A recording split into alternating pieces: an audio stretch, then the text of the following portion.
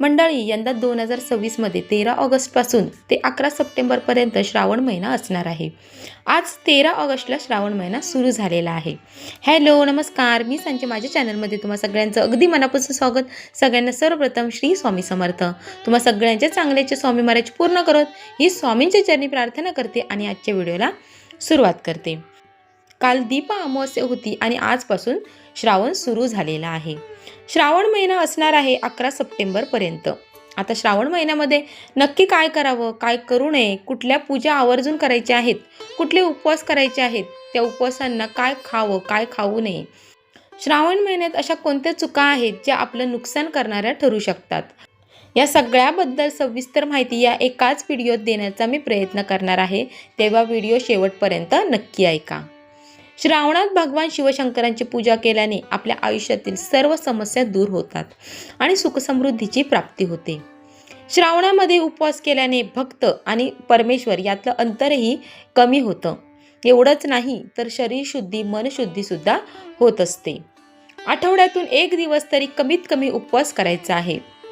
सर्व दूषित पदार्थ त्यामुळे शरीरातून बाहेर पडतात. श्रावणातील व्रताचं धार्मिक महत्त्व तर आहेच, पण वैज्ञानिक फायदे सुद्धा आहेत. श्रावण ऋतूतील बदलामुळे आपली पचनक्रिया मंदावते आणि उपवास केल्यामुळे पचन संस्थेला थोडी विश्रांती मिळते आणि शरीरातील सर्व दोष दूर व्हायला मदत होते. म्हणूनच श्रावणामध्ये कांदा लसूण खाऊ नये असं म्हणतात. तसंच पालेभाज्याचं सेवन सुद्धा करू नये, कारण या ऋतूमध्ये या पदार्थांचे सेवन केल्याने आरोग्याला तर हानी होतेच आणि आरोग्याचा परिणाम मनावरही होत असतो. मनामध्ये सुद्धा नेगेटिव्ह एनर्जी येत असते. म्हणूनच श्रावण महिन्यामध्ये सात्विक आहार घ्यायचा आहे. मांस आणि मदिरा यांचं सेवन करू नये. त्याचबरोबर नेहमीपेक्षा आहार कमी घ्यावा, पण इतकाही कमी घेऊ नये की अशक्तपणा जाणवेल. आवश्यक पौष्टिक आहार आपल्याला घ्यायचा आहे, पण खूप तेलकट तळलेले पदार्थ श्रावण महिन्यामध्ये खाऊ नयेत. म्हणूनच सात्विक आहार असं म्हटलं गेलंय. श्रावण महिन्यामध्ये या प्रकारे सात्विक आहार घेतल्यामुळे शरीरामध्ये सकारात्मक ऊर्जेचा संचार होतो आणि वातावरण कसंही असलं तरीही मन आणि मेंदू प्रसन्न राहतो. म्हणूनच श्रावण महिन्यामध्ये वेगवेगळ्या प्रकारचे व्रतही करायला सांगितले जातात. कारण मनामध्ये सात्विकता येण्यासाठी, मनामध्ये सकारात्मकता येण्यासाठी मन ईश्वराच्या चरणी लावणं आवश्यक असतं. तरच आपल्या मनामध्ये सात्विक विचार निर्माण होतात आणि आपल्या मनामध्ये सकारात्मकता प्रवेश करते. म्हणून तुम्ही श्रावणामध्ये अगदीच काही नाही जमलं तरी कमीत कमी एखादं व्रत तरी नक्की करावं. जेव्हा आपण व्रतस्थ होतो तेव्हा कुठल्याही व्रताचे नियम पाळणंही आवश्यक असतं.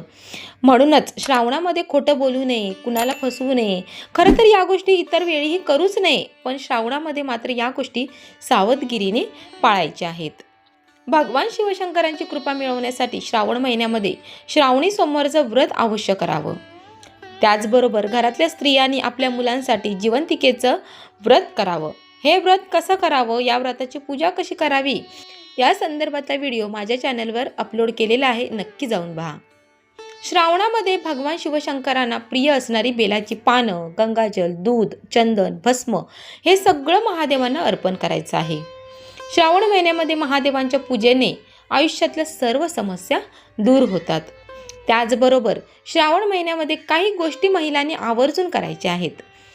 त्यामध्ये श्रावणी शुक्रवारी जिवंतिका पूजन केल्यानंतर आपल्या मुलांचं औक्षण करायचं आहे, कारण त्यामुळे मुलांना दीर्घायुष्याची प्राप्ती होते. तसंच मुलांना चांगल्या आरोग्याची सुद्धा प्राप्ती होते.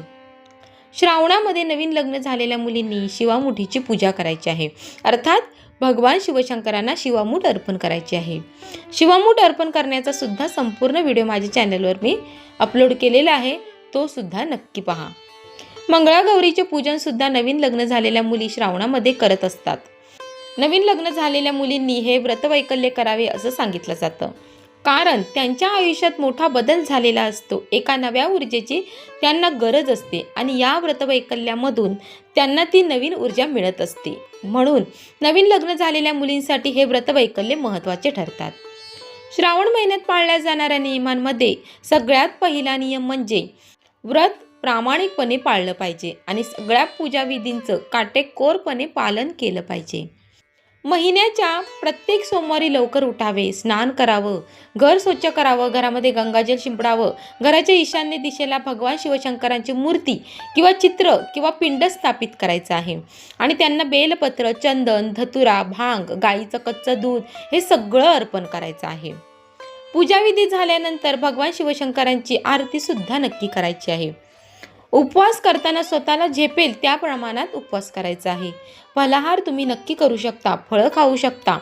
श्रावण महिन्याच्या पवित्र महिन्यात सोमवारी उपवास करताना उपवासाच्या आहारात फळ, दूध, लोणी यांसारखे दुग्धजन्य पदार्थ तसंच राजगिऱ्याचा समावेश तुम्ही करू शकता. शरीराला हायड्रेशन ठेवण्यासाठी दिवसभर पाणी, दूध, ताक, ताजे ज्यूस प्यायचं आहे. त्याचबरोबर श्रावण महिन्यात जेव्हा तुम्ही स्वयंपाक करतात तेव्हा त्या स्वयंपाकामध्ये साधं मीठ वापरण्याऐवजी खडे मीठ वापरा किंवा सेंदवा मीठ वापरा. काही चुका आहेत ज्या श्रावण महिन्यात चुकूनही करू नका. त्या चुकांमध्ये पहिली चूक म्हणजे भगवान शिवशंकरांची पूजा करताना केतकीचं फूल आणि हळद वापरण्यास मनाई आहे. त्याचबरोबर श्रावणासारख्या पवित्र महिन्यामध्ये कांदा, लसूण, मसाल्याचे सेवन टाळायचं आहे. मोहरीचं तेल, मसूर डाळ, वांगी, तिळाचं तेल यांसारखे पदार्थ सुद्धा खाऊ नयेत. याशिवाय मांस, अंडी, मद्य, तंबाखूचं सेवन सुद्धा श्रावण महिन्यामध्ये करू नये. सात्विक आहार घ्यायचा आहे. जर तुम्ही सोमवारी उपवास करत असाल तर संध्याकाळी आरती करून मगच जेवण करायचं आहे. त्याचबरोबर बाहेरचं खाणं टाळायचं आहे. पॅकेटमध्ये असलेलं अन्न सुद्धा खाऊ नका आणि मिठाचे प्रमाण जेवणामध्ये कमी ठेवा. मंडळी, या काही गोष्टी श्रावण महिन्यामध्ये तुम्ही करू शकता आणि त्याचा फायदा नक्कीच तुम्हाला होईल. वास्तुशास्त्र, ज्योतिषशास्त्र यांसारख्या विषयांवर तुमच्या मनात काही शंका असतील तर त्या मला कमेंट बॉक्समध्ये नक्की विचारा. तुमच्या प्रश्नांची उत्तरं घेऊन येण्याचा मी नक्कीच प्रयत्न करेन. त्याचबरोबर आणखीन कोणत्या विषयांवरचे व्हिडिओ तुम्हाला ऐकायला आवडतील ते सुद्धा मला कमेंट करून नक्की सांगा. अशाच प्रकारच्या माहितीपूर्ण व्हिडिओसाठी माझ्या चॅनलला सबस्क्राईब करा आणि बेल आयकॉनवर सुद्धा क्लिक करा, म्हणजे माझे नवनवीन व्हिडिओचं नोटिफिकेशन तुम्हाला मिळत राहील. व्हिडिओ आवडला तर लाईक करा, जास्तीत जास्त शेअर करा. पुन्हा भेटू अशाच एका नवीन व्हिडिओमध्ये. तोपर्यंत धन्यवाद.